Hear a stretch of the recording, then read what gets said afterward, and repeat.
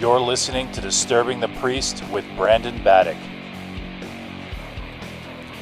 Disturbing the Priest, we are back with episode 3. I am your host, Brandon Baddock. This podcast has been a ton of fun, and I'm excited to jump into episode 3. So, I was thinking of a lot of concepts for this episode, like maybe Metallica versus Megadeth, or entry-level death metal albums, a review of Cannibal Corpse's new record, Violence Unimagined. But for the third episode, I thought it would be cool to do a episode about getting into metal as a genre and like my whole story with how I got into metal and my advice on beginner metalheads, my advice on albums to listen to, like essential listening.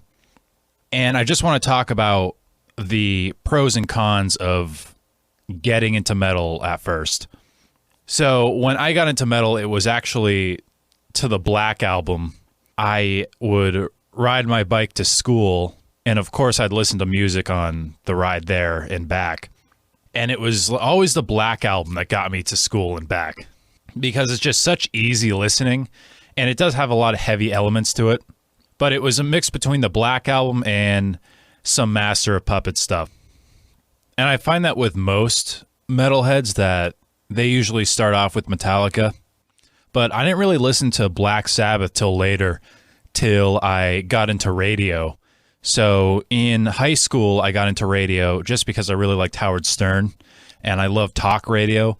So I started a radio show with my friend, and on that show, we play a lot of music. I didn't really play a ton of music because at that time, I wasn't really that interested in music.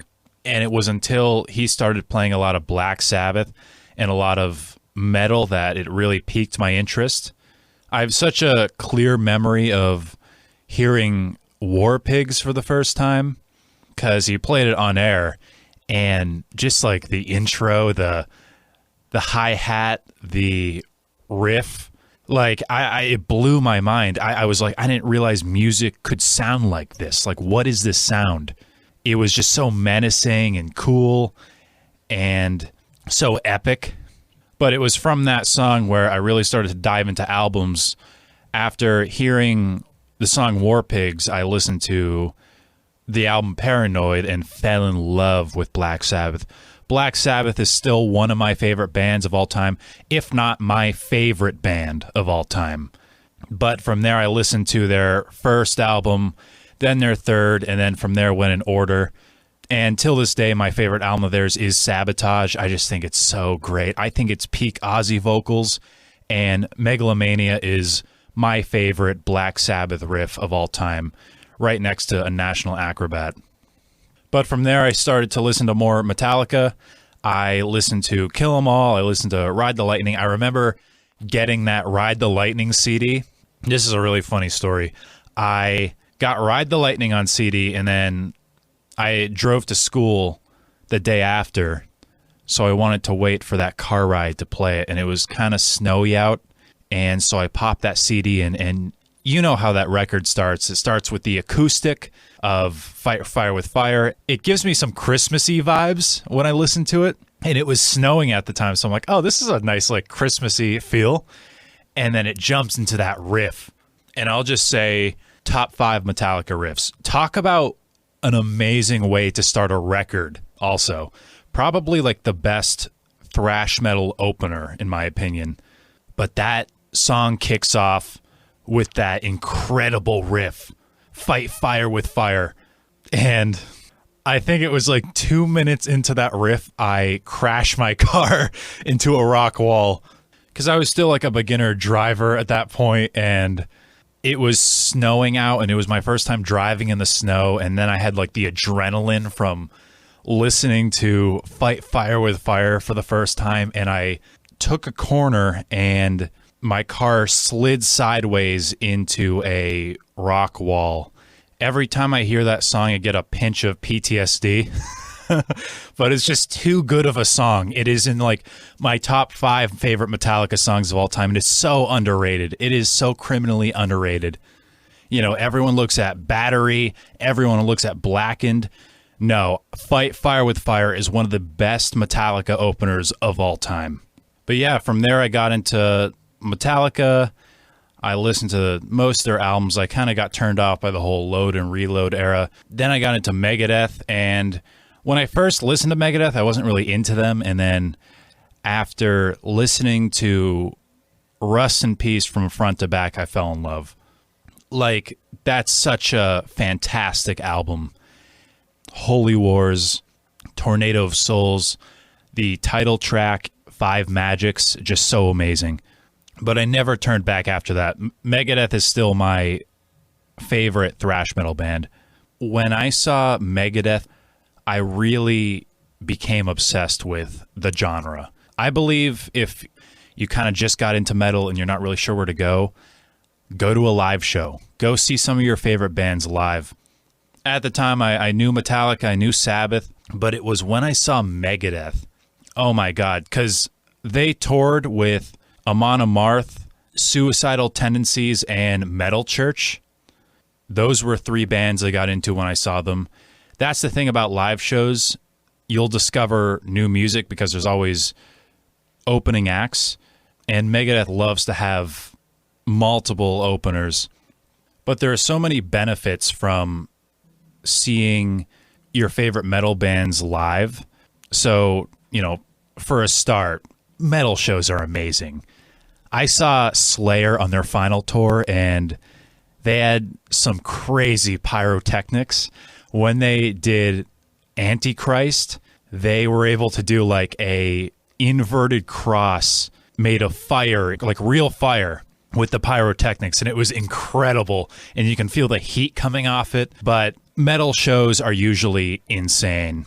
Even if we're talking like clubs, like I saw Windhand, I also saw Overkill and Death Angel in like a really small club. Well, I guess the Paradise Rock Club is not really too small, but it is like more on the smaller side. And those small shows, because everyone's all packed in the venue, and when the band starts, they're just right there. You just see them like, 10 feet in front of you.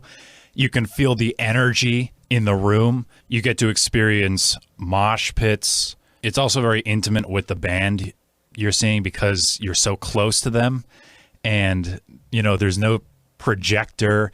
You're not seeing the band all the way across a baseball field. Like, they're just right there in your face and loud. Everyone's running around. There's the mosh pit. And especially with these smaller shows, there's definitely a sense of community because there are so many people I've met at these shows. I also have a few concert buddies. Every time I go to a show, I'll run into them and hang out with them and get like drinks with them. I remember seeing them at Slayer. Then I ran into them at Abbott, and later Overkill when I saw them.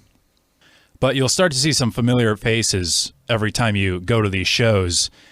And the metal community is really welcoming and very friendly, even though they're very intimidating at times. But I've met so many great people in crowds and pits. There are those few crazy people you run into. And when I say crazy, like there are insane people that sometimes go to these. But there are so many people I've met, and it's really important to have that sense of community because, I'm still in college right now. All my roommates, listen to Top 40. Even the people who don't listen to Top 40, it's like Bob Seger, it's Led Zeppelin. And I'm not hating on Bob Seger, Led Zeppelin, but it feels kind of lonely and isolating when you're the only one that listens to a certain kind of music, especially like heavy metal. And it's not really fun to just like listen to music alone. It's always great to have a few friends over, spin like an Exodus record or put on a death metal playlist. You can't really do that with the general public. And that's why live shows are so important, because you can enjoy this music with other people. So if you're getting into metal, I definitely recommend the live shows. But in terms of like listening and discovering new music, I really recommend CDs. I'm very much a vinyl guy, but CDs are so great when it comes to trying to like get into a band or a sound, because you can just pop it in your car, and the car is a great place to listen to metal. Just like cruising down the highway, got some Butchered at Birth spinning. Honestly, I have to thank CDs for getting me to death metal, because when I first started listening to death metal, I was kind of turned off, but it was until I had the CD in my car and you get like those surround sound speakers. You can turn the bass all the way up. And that's when I really started to appreciate it, appreciate the riffs, appreciate the vocals. But if you're going to listen to a CD, I recommend you get full albums. I believe people should listen to albums front to back instead of just cherry picking singles. But if you've never heard of Ozzy Osbourne and you're trying to get into Ozzy, that's when I recommend to get a greatest hits CD. Get his greatest hits of Black Sabbath, Ozzy, Megadeth. They don't make a Metallica one. Just to get a feel of the sound and what the artist / band is about. That's what I did with Ozzy when I first got into him, where I bought a greatest hits CD and I had that spinning in my car for like half a year. Like, oh my God. But from there, I've got an original Blizzard of Oz on vinyl, and it is one of my favorite records of all time.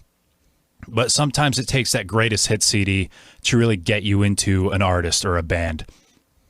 Now, a lot of issues a lot of metalheads have is when the music they like is frowned upon by people close to you.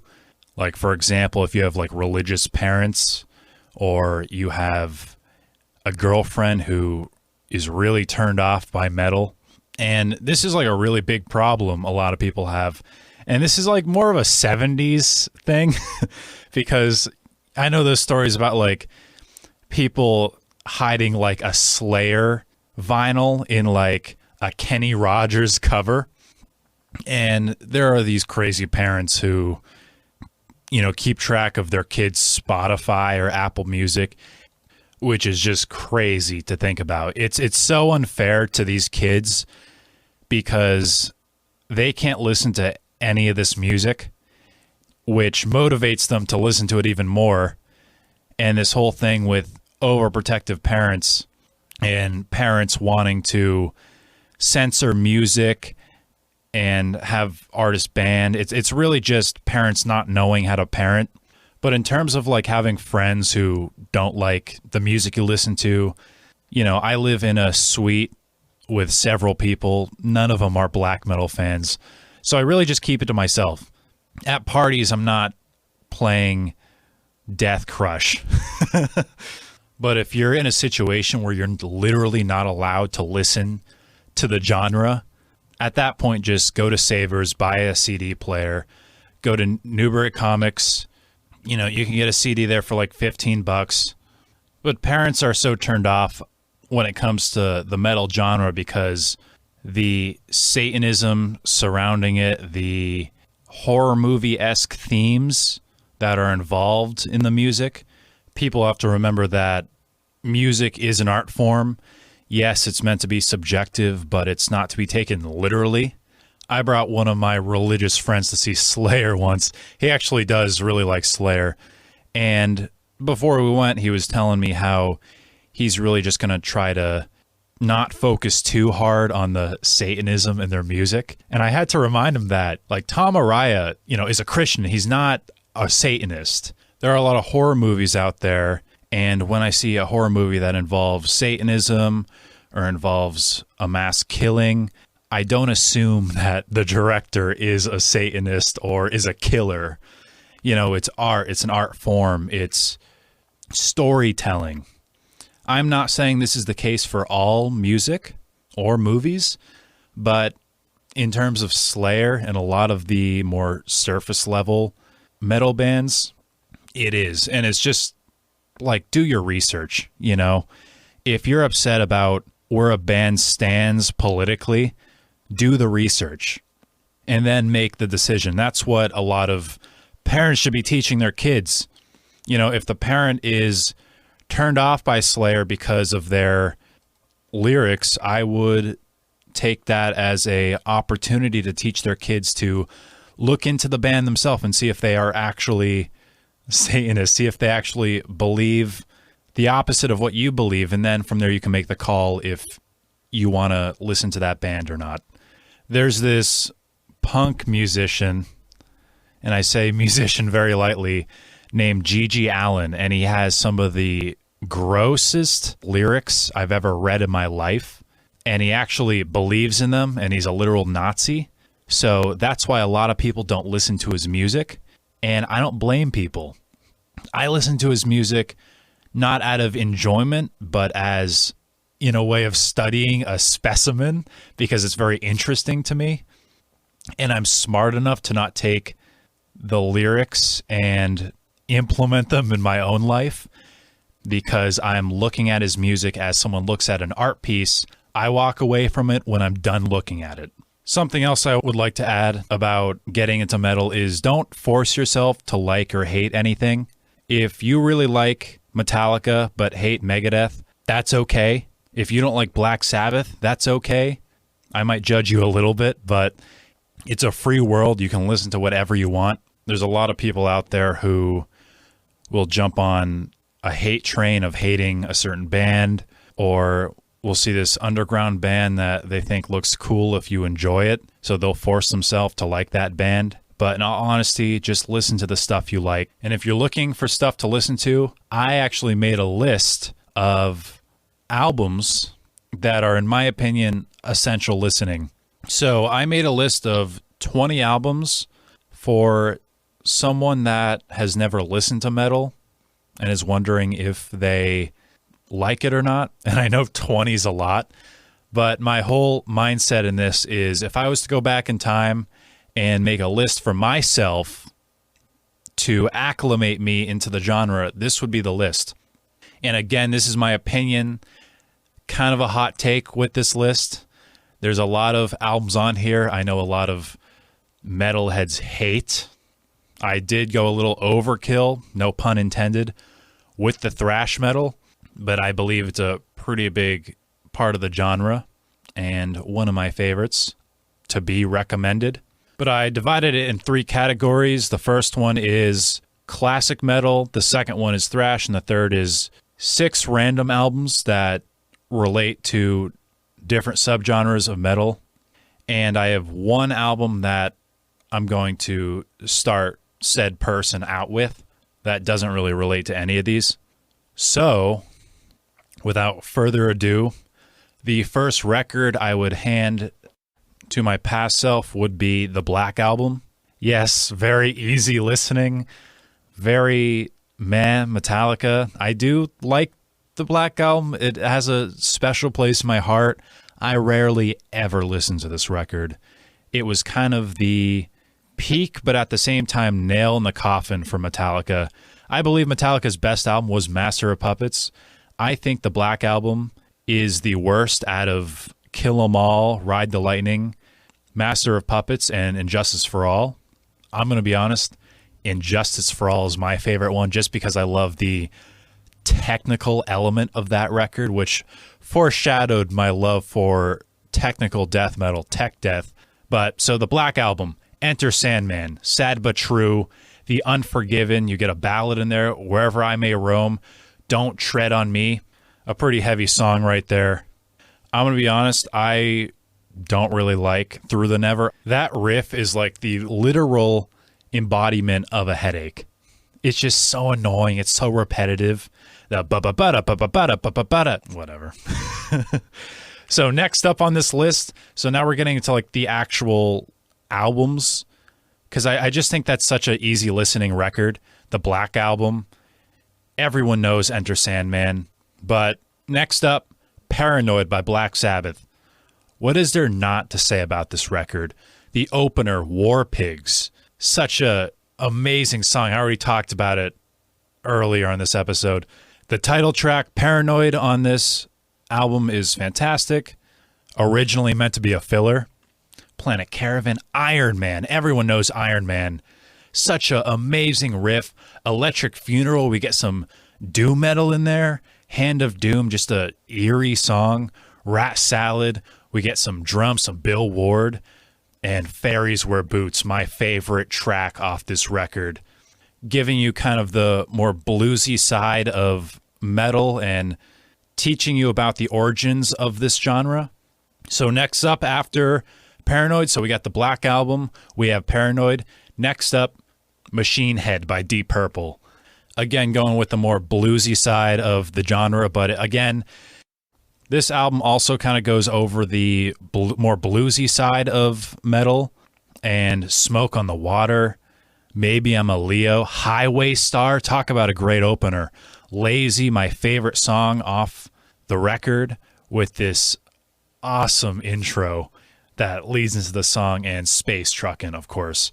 But these two records really teach you about the origins of the genre and show the more bluesy side of metal and kind of show you how this genre started. And right after Deep Purple, Iron Maiden, of course, with The Number of the Beast. My favorite record of Iron Maiden is actually Power Slave. I just love Rhyme of the Ancient Mariner. It's just such a good song. But, Invaders, Children of the Damned, a great ballad. The Number of the Beast, Run to the Hills, that galloping intro gets you hooked on the album. Hallowed Be Thy Name, the story about someone who's about to be killed. It's just such a heavy record. It's so good. It has so many elements to it. I just love this record because it's just such a perfect record front to back. I think it's the best Iron Maiden record to show somebody. A lot of the themes and ideas on this record are later expanded upon in the genre and is kind of the main theme of the genre as a whole. And I'm not saying this with every subgenre, but Iron Maiden, amazing. Just an essential listening album. Next up, Judas Priest. We're getting to the more faster side, the more aggressive side of the genre. The opener, Electric Eye. Talk about an opener. Screaming for Vengeance screams at you. You've got another thing coming. Such a great song, a great riff, something that you want to cruise down the highway to. Devil's Child, just a fantastic record. A very fast-paced album, which kind of introduces you to the more faster side of metal. And of course, Rob Halford's vocals. Oh my God. And we'll see more of that in thrash metal. Unfortunately, I don't have Merciful Fate on this list, but I feel like Rob Halford kind of fills in that slot vocal-wise, even though King Diamond is the best. But Screaming for Vengeance, just a great album. And in my opinion, a better example when it comes to easy listening, if we're talking about a beginner here. So next up, Ozzy Osbourne, Blizzard of Oz, Crazy Train, Suicide Solution, Mr. Crowley, No Bone Movies. So amazing, so perfect. Randy Rhoads. What else is there to say about this album? It's more just on here because it's so essential when it comes to listening to metal records. Next up, Holy Diver, Dio. Of course I had to put this on here. Stand Up and Shout, Holy Diver, amazing. One of the greatest metal songs, a metal anthem. That song alone puts that record on here. Gypsy, amazing. Straight Through the Heart, Rainbow in the Dark, a little controversial when it comes to Dio, but one of my favorites. I love this record. It's really, really good. Very good vocally. I love how this album's mixed. A lot of just solid songs on here, but again, we're just kind of going over classic heavy metal. We're going to keep going with thrash metal. Now we're moving into the thrash metal side of this list. So the first album I would recommend someone in the thrash metal genre would be Master of Puppets, of course. Personally, I don't think this is the greatest thrash metal album of all time, but in terms of easy listening, this is a great place to start. If you're ever trying to get into thrash metal, Master of Puppets is a great place to start. It is just such a perfect album front to back. Master of Puppets, the title track, Battery, The Thing That Should Not Be, Disposable Heroes, my favorite song off the record, and of course, Damage Inc. It's just so perfect. I really don't need to talk about this record, but we're going to move forward. This might be interesting. Anthrax, Among the Living. This album alone is the only reason why Anthrax is in the Big Four. This album is so perfect. I remember listening to this album for the first time because I knew about Metallica, I knew about Megadeth. So I started with Among the Living and I just threw on the whole album. And I was blown away how perfect this record is. We start off with the title track, which is fantastic, Caught in a Mosh. I don't think I have to explain what that song's about. I Am the Law, about Judge Dredd. Indians, about the Native Americans. Also, the singer is of Native American descent.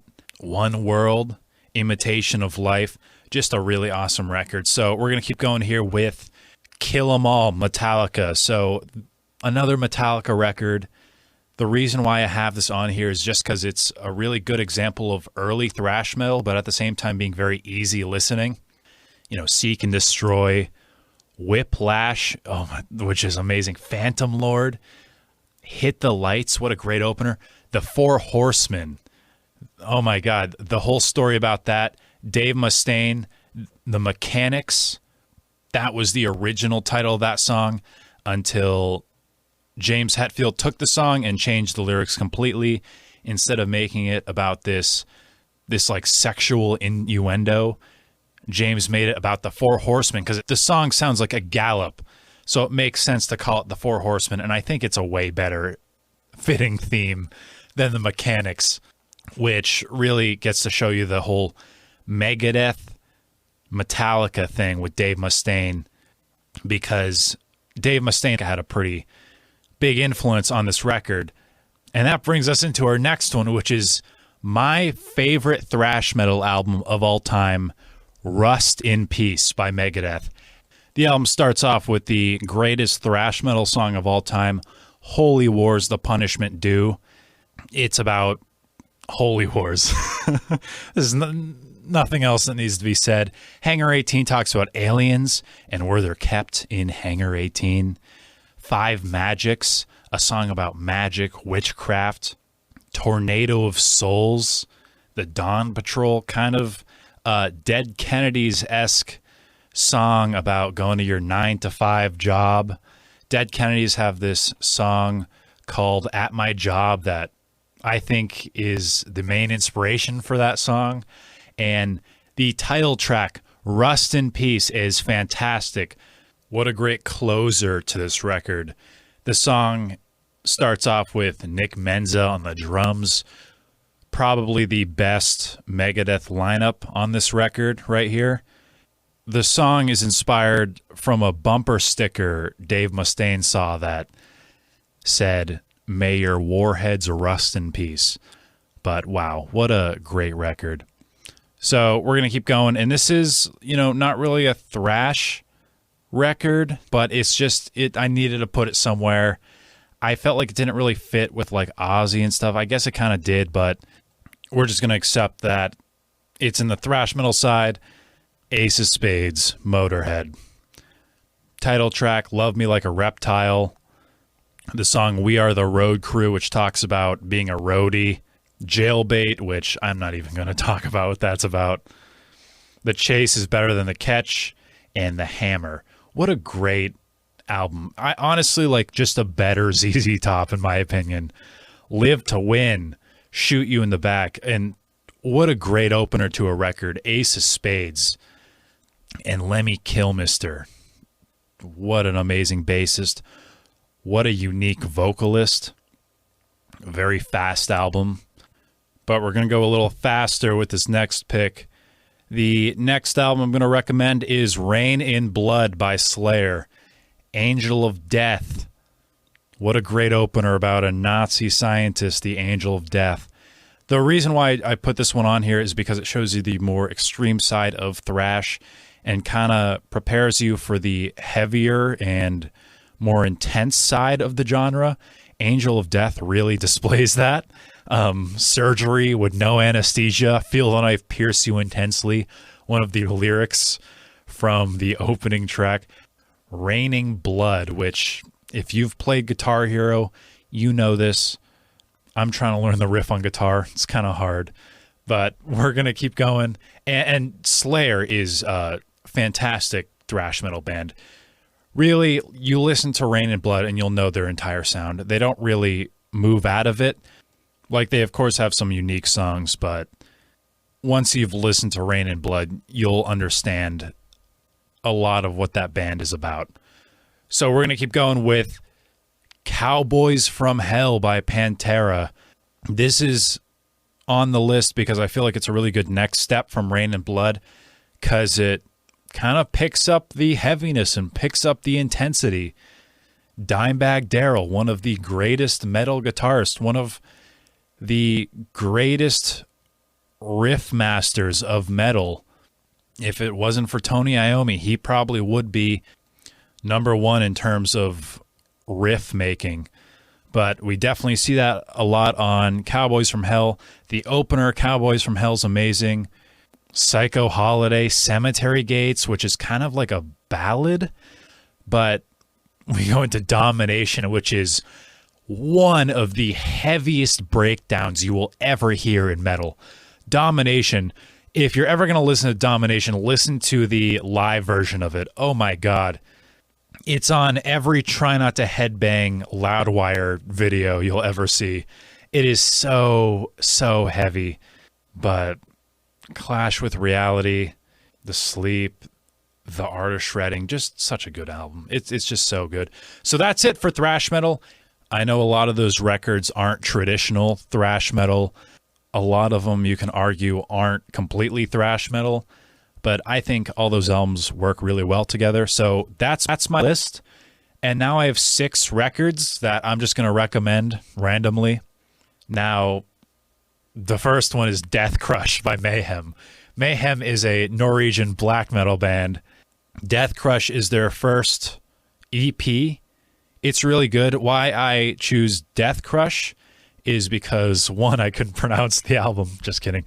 No, I just think it's good because it's short. It's like 17 minutes, so it's easy to digest. It's not asking for a lot if you're hearing black metal for the first time, but it's really just a sample of what else there is in this genre and how intense it can get.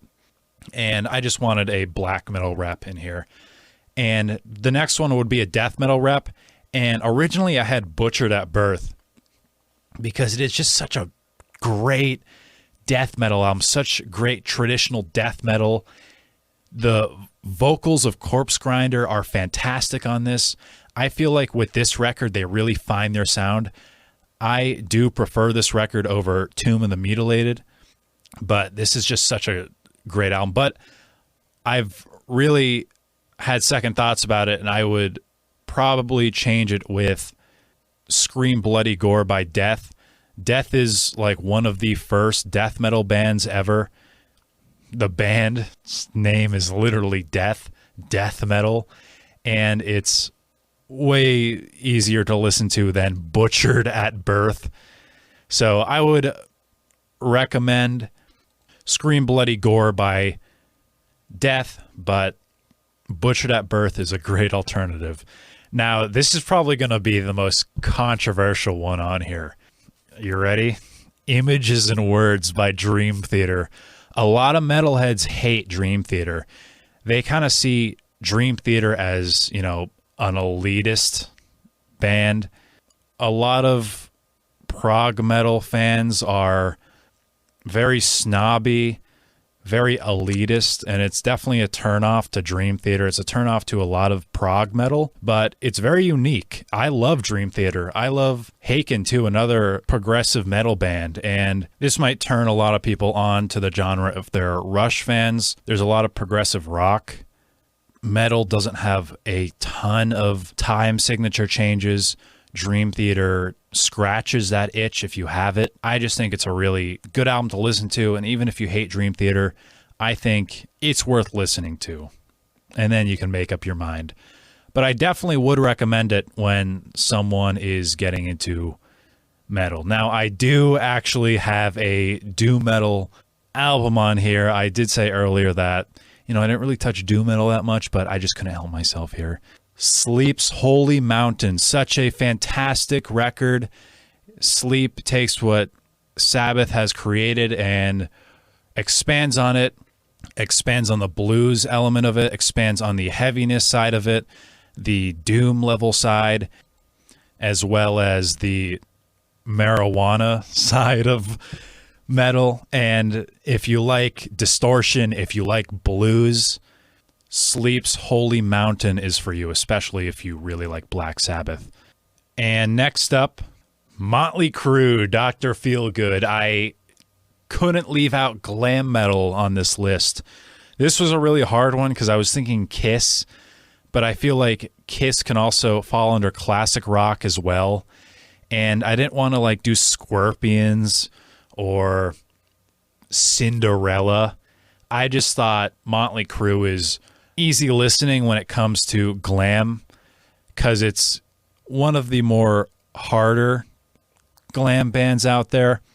And Dr. Feelgood, you know, the title track, TNT, Kickstart My Heart, Same Old Situation. And I love the record.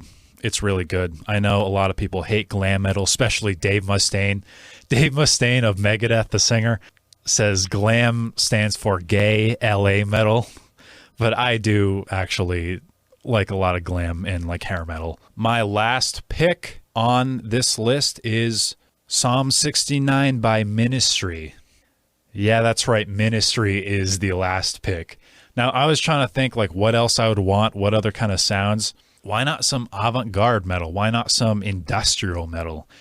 Ministry has such a cool sound, and industrial metal is really cool and uses a lot of techno elements, uses a lot of sampling as well. I just think industrial metal is really cool and kind of gets forgotten, but I do really like Ministry. Ministry is really good. Lard is another one, Skinny Puppy, but Psalm 69, which is a funny name, is really great. NWO is the opener, just amazing. Just One Fix goes pretty hard. Very funny song on this, and probably like Ministry's best song. Jesus Built My Hot Rod. I saw Ministry open for Slayer on Slayer's final tour, and they did this song, and it's such a funny song. The title alone will tell you all you have to know. It's just such a crazy album, but I definitely recommend Psalm 69. I think it's really cool. Ministry is awesome. Industrial metal is very, very cool. But that is my list. It was really hard to make that list. Again, this is a list if I was to show my past self of what to listen to, this would be the list. I'm not saying all these albums are the ones. These are the records you need to listen to. No, it's just a fun little thing I did. I had a lot of fun, especially like, you know, with the whole death metal thing. I was so split between like Obituary, Morbid Angel, and even for classic heavy metal and thrash metal, there could have been a million different versions of this. Honestly, if I was to go back, I'd probably change a lot of these myself. I kind of wanted to stay away from like Blue Cheer and a lot of like the really, really early stuff, even like Diamond Head. I feel like it's just not really easy listening, especially if you're introducing someone to the genre, but all fantastic. Even like Merciful Fate, I just feel like the vocals would just be too much for someone, and I thought that Judas Priest is a really good alternative, but King Diamond is one of the greatest metal vocalists of all time. But that will do it for this week's episode of Disturbing the Priest. Make sure to give us a follow on Twitter and Instagram at Disturbing the Priest, a heavy metal podcast, to stay updated about the podcast and new episodes. And I'm thinking about doing like polls for podcast topics. I'm also looking to have some guests on, which would be really fun, because sometimes I feel like a crazy person just sitting alone talking to myself about music. I hope you enjoyed the episode, and I hope to see you on the next episode of Disturbing the Priest.